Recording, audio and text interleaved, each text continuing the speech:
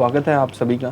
तो ये सीरीज़ चल रही थी प्लूटो वाली, तो इसको आगे बढ़ाते हैं। आज हमारी छठी क्लास है। इससे पहले कि अगर आपने क्लास नहीं देखी है तो ज़रूर देख लेना, क्योंकि उसके बिना आपको ये टॉपिक समझ में नहीं आएगा। तो ये यूपीएससी ऑप्शनल, जिनका पीएसआईआर ऑप्शनल है और जो पॉलिटिकल साइंस और इंटरनेशनल रिलेशन में आप यूजीसी नेट जेआरएफ करना चाहते हैं, तो आपके लिए बहुत इंपॉर्टेंट क्लास है ये। तो जानते हैं प्लूटो के आदर्श राज्य की विशेषता के बारे में। तो प्लूटो का आदर्श राज्य क्या है, मैंने आपको इससे पहले के कई टॉपिक करा दिए हैं, तो उसको एक बार देख लेना, तब आपको समझ में आएगा कि आदर्श राज्य होता क्या है ना। आइडियल स्टेट किसको कहा है प्लूटो ने, तो इसको समझने के लिए आपको पिछली क्लासें देखनी पड़ेंगी। तो इसकी विशेषताएं क्या है, क्यों समाज में ये कहना चाहता है कि एक आइडियल स्टेट होना चाहिए। तो इस पूरे टॉपिक को समझने के लिए आगे चलते हैं इस क्लास में। तो सबसे पहले तो प्लूटो किसकी बात करता है, राज्य और व्यक्ति के संबंध की, क्योंकि जब तक हम राज्य और व्यक्ति के संबंध को नहीं जानेंगे तब तक हम इसकी आइडियल स्टेट के बारे में नहीं जान पाएंगे। तो कहता है राज्य और व्यक्ति के बीच में एक संबंध है ना। वो कहता है रिलेशनशिप है किसके बीच में, स्टेट और इंडिविजुअली यानी व्यक्ति के बीच में क्या है, संबंध है, उसको समझते हैं। प्लेटो कहता है व्यक्ति और राज्य के बीच में जैसे जीवाणु और जीव का संबंध होता है। अब देखो इसने क्या कहा है कि जैसे जीव और जीवाणुओं का संबंध होता है, बिल्कुल ऐसे ही व्यक्ति और राज्य के बीच में संबंध होता है। उसका विश्वास है, किसका, प्लेटो का विश्वास है। क्या कहता है कि जो गुण विशेषता अल्प मात्रा में व्यक्ति में पाई जाती है वही विशाल रूप में राज्य में पाई जाती है। वही कहता है जैसा व्यक्ति होगा वैसा ही राज्य होगा। मैंने आपको बताया ना, इसने 3 वर्गों में समाज को बांट दिया। कहता है व्यक्तियों में 3 गुण होते हैं और वही 3 गुण समाज में होते हैं, यानी समाज में 3 वर्ग बन गए, है ना। तो उसी आधार पर ये राज्य को भी क्या कहता है, जिस प्रकार का हमारा समाज होगा, जिस प्रकार की लोग होंगे, उसी प्रकार का क्या होगा, जिस प्रकार में व्यक्ति होंगे, व्यक्ति यानी लोग होंगे, उसी प्रकार का राज्य होगा। समझ में आई ये बात, ये कहता है प्लूटो। अब कहता है राज्य का मूल, यानी राज्य मूलतः क्या चाहता है, राज्य चाहता है कि मनुष्य की आत्मा का बाह्य स्वरूप, आत्मचेतना अपने पूर्ण रूप में जब बाहर आती है और प्रकट होती है, वही राज्य का रूप धारण कर लेती है।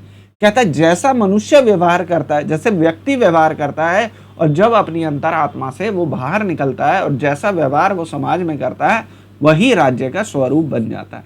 यानी जैसे व्यक्ति होंगे वैसा ही राज्य होगा। शासक वर्ग आप सभी को पता है, सैनिक वर्ग आप सभी को पता है, उत्पादक वर्ग आप सभी को पता है। तो समाज 3 वर्गों में बांटा और उसी आधार पर ये किसकी बात कर रहा है, राज्य के स्वरूप की बात कर रहा है। यहाँ तक आपको समझ में आया। आगे बढ़ते हैं। कहता है व्यक्ति की संस्थाएं उनके विचारों को संस्थागत रूप देती है। कह रहा है व्यक्ति की जितनी भी संस्थाएं हैं, जो व्यक्ति की संस्थाएं हैं, उनके विचार क्या करते हैं, संस्थागत रूप से कार्य करते हैं, जिससे राज्य के कानून और व्यक्ति के विचारों से उत्पन्न होते हैं। कहता है जो राज्य के कानून है ना, राज्य के जो भी कानून है वे व्यक्ति के विचारों से उत्पन्न होते हैं।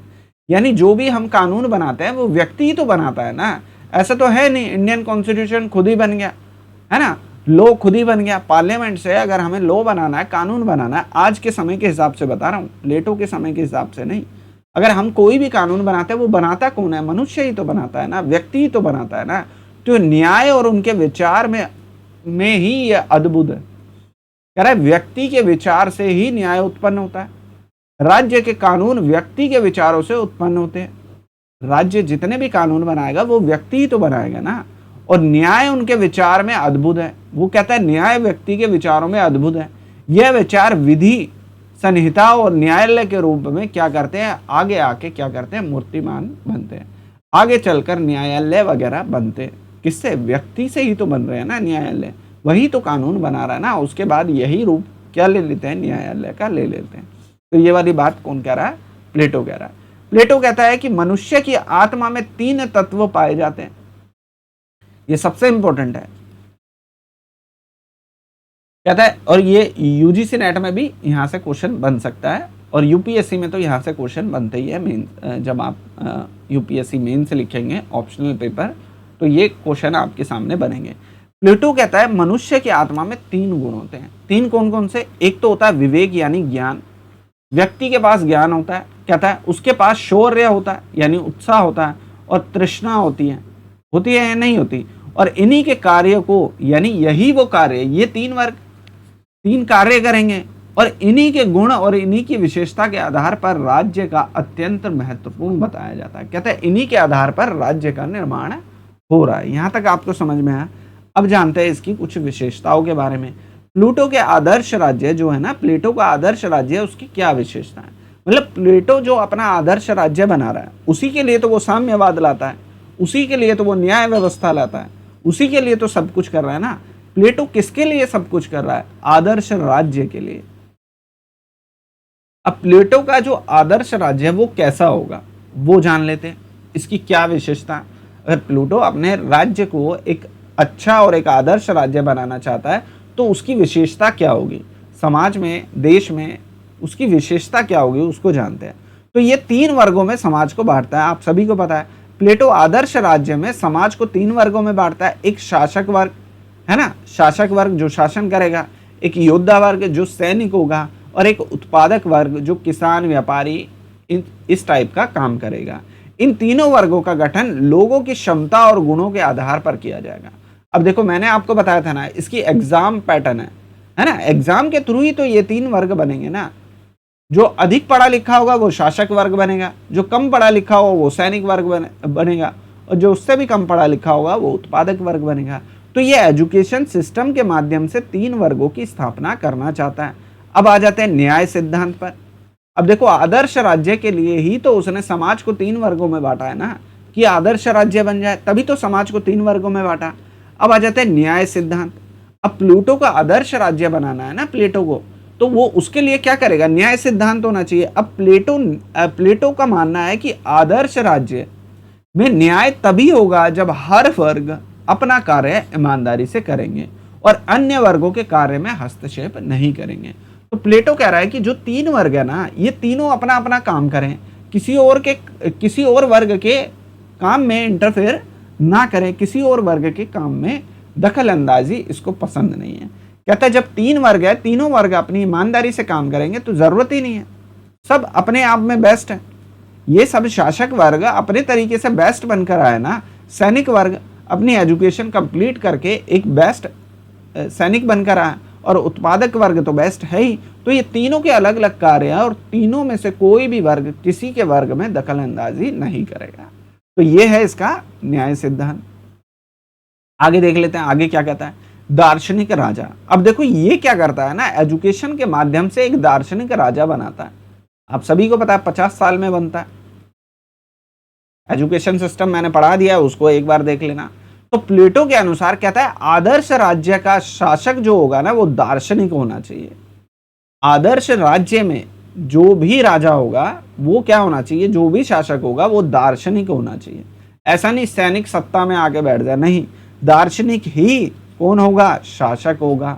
क्योंकि दार्शनिक जो है ना वो सत्य को जानते हैं, क्योंकि उनका एजुकेशन सिस्टम ही ऐसा बनाया है कि वो सत्य को जानते हैं, नैतिकता को बहुत अच्छे से समझते हैं, और केवल दार्शनिक ही एक ऐसा व्यक्ति है जो न्यायपूर्ण क्या कर सकता है, राज्य को चला सकता है ना। एजुकेशन सिस्टम आपने देखा है इसका पूरा का पूरा, कि दार्शनिक को कितना बड़ा एक्सपीरियंस है, लगभग 50 साल तक उसका एजुकेशन चलेगी, उसके बाद वो क्या बनेगा, एक दार्शनिक राजा बनेगा।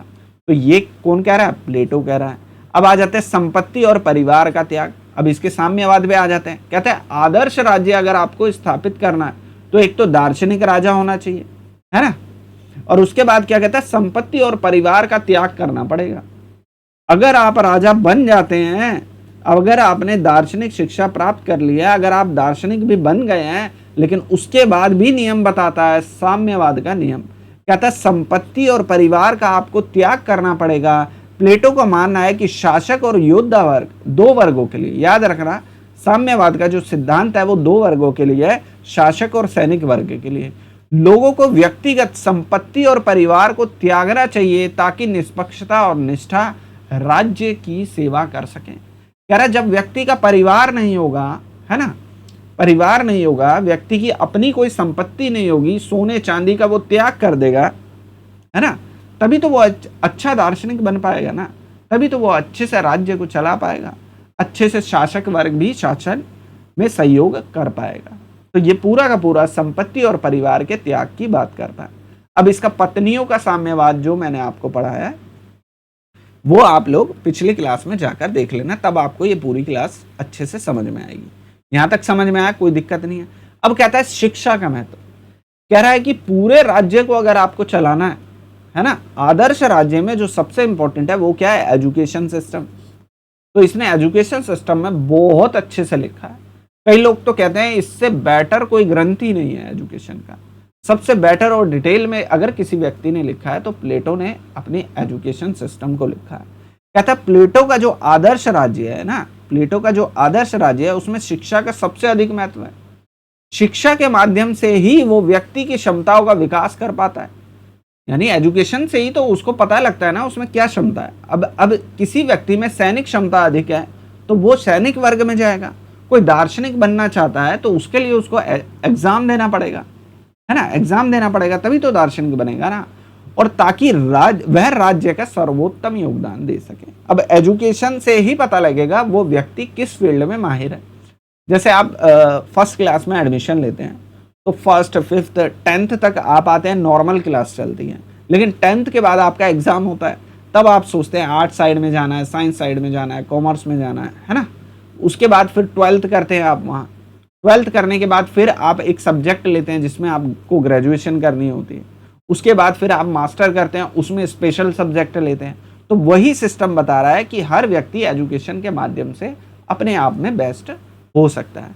अब कहते हैं लिंग की समानता। अब देखो, लिंग के आधार पर, महिला पुरुष के आधार पर ये व्यक्ति किसी से भेदभाव नहीं करता है। एजुकेशन सिस्टम सबके लिए बराबर रहेगा। कह रहा है प्लेटो ने अपने आदर्श राज्य में पुरुष और महिला में समान अवसरों की वकालत करी है और उनके अनुसार योग्यता का आधार दोनों राज्य में किसी भी वर्ग के योगदान कर सकता है। मतलब कह रहा है कि इसमें महिला पुरुष का दोनों का बराबरी का योगदान रहेगा।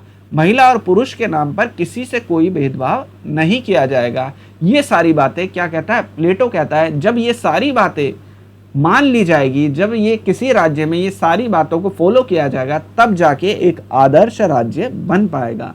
तभी एक आदर्श राज्य की जो संकल्पना है वो पूरी हो पाएगी। समानता और सद्गुण की बात करता है ना। मैं इसकी विशेषता बता रहा हूं।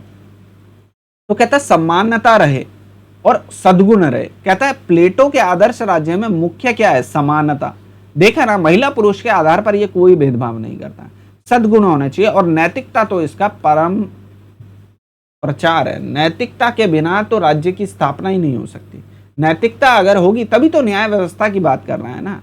तो इसका मेन जो टॉपिक है वो नैतिकता पर आधारित है। आप अगर आपसे पूछ ले कि प्लेटो का आदर्श राज्य क्या है तो आप बताएंगे नैतिकता पर आधारित है ना। और नैतिकता के लिए उसने न्याय व्यवस्था बताई, नैतिकता के लिए ही एजुकेशन सिस्टम लाया, नैतिकता के लिए ही राज्य के शासक वर्ग, सैनिक वर्ग, है ना, उत्पादक वर्ग का इसने निर्माण किया। तो ये सारी बातें आपको पता होनी चाहिए। अभी तक आपको समझ में आया कि आदर्श राज्य क्या है।